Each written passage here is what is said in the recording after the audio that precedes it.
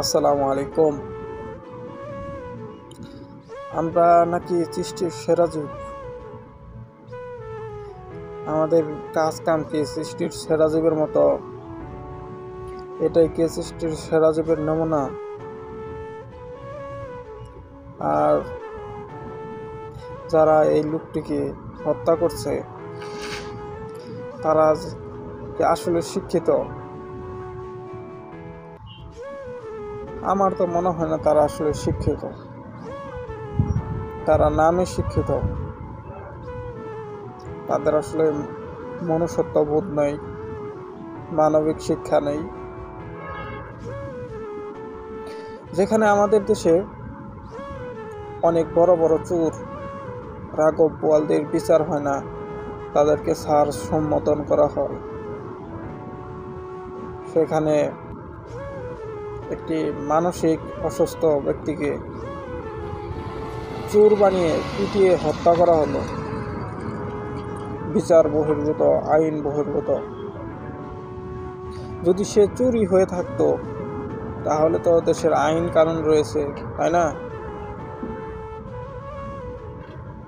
চুরি করার বিচার তো আর একদম পিটিয়ে হত্যা করা না, চোরের বিচার তো এটা না। যে কোনো কিছুরই বিচার রয়েছে, আইন রয়েছে, কিন্তু এইভাবে তাকে নির্বিচারে অমানবিকভাবে হত্যা করা কোনোদিনও মেনে নেওয়া যায় না। এইভাবে যদি চলতে থাকে তাহলে হয়তো আজকে তাকে মারছে, কালকে আরেকজনকে মারবে, এরকম মারতেই থাকবে। এদের বিচার করা উচিত, কঠিন বিচার করা উচিত। মাঝে মধ্যে দেখা যায় নির্বিচারে অমানবিকভাবে মানুষকে পিটিয়ে হত্যা করা হয়। অনেক প্রতিবন্ধী বা ছোট বয়সের অনেক মানসিক রোগীদের চোর বানিয়ে হত্যা করা হয়। তাকে যদি মেরেই ফেলবি তাহলে তাকে ওইভাবে খাওয়ালি কেন? ওইভাবে খাওয়ানোর কি প্রয়োজন ছিল?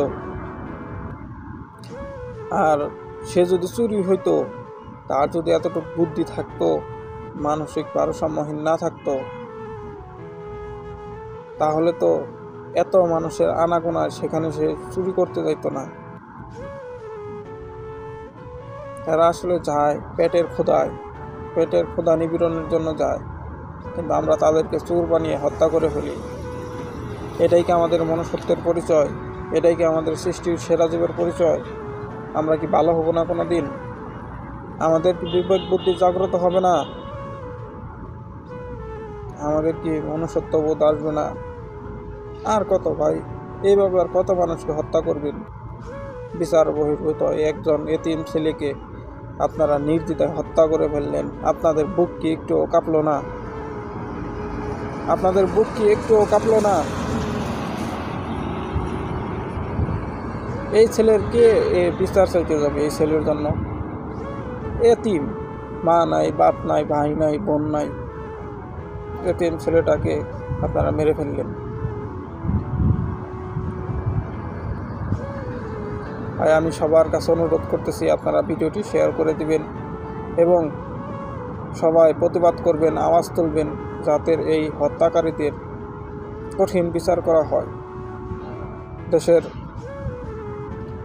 ঊর্ধ্বতন কর্মকর্তাদের কাছে, প্রশাসনের কাছে, অন্তর্বর্তীকালীন সরকারের কাছে আমার অনুরোধ, বিনীত অনুরোধ থাকবে, এই হত্যাকারীদের কঠিন বিচারের আওতায় না হয় এইভাবে হত্যাযজ্ঞ চলতেই থাকবে। এই নিরীহ মানুষদের হত্যাযজ্ঞ চলতেই থাকবে, নির্বিচারে, নির্বিধায়, আইন বহির্ভূত, বিচার বহির্ভূত হত্যা চলতেই থাকবে। আমরা চাই না এইভাবে আর কেউ নির্বিচারে, নির্বিধায়, আইন বহির্ভূত, বিচার বহির্ভূত কেউ হত্যা হোক। কোনো মানসিক ভারসাম্যহীন মানুষ যারা পেটের দায়ে বিভিন্ন জায়গায় যায়, সেখানে চোর সাব্যস্ত হয়, এইসব মানুষ এত অত্যাচারিত না হয়, তাদের হত্যা না করা হয়, সেই জন্য এদেরকে কঠিন বিচারের আওতায় আনা হোক। আইন নিজের হাতে তুলে নেওয়া কিন্তু অন্যায়। তো ভিডিওটি সবাই শেয়ার করে দিবেন, সবাই প্রতিবাদ করবেন। তো ভিডিওটি আর লম্বা করবো না। আল্লাহ তাকে জান্নাতবাসী করুক এই দোয়া করি। আল্লাহ মানুষকে হেদায়েত দান করুক, বিবেক বুদ্ধি দান করুক, মনুষ্যত্ববোধ জাগ্রত করুক। আল্লাহ হাফেজ। আসসালামু আলাইকুম।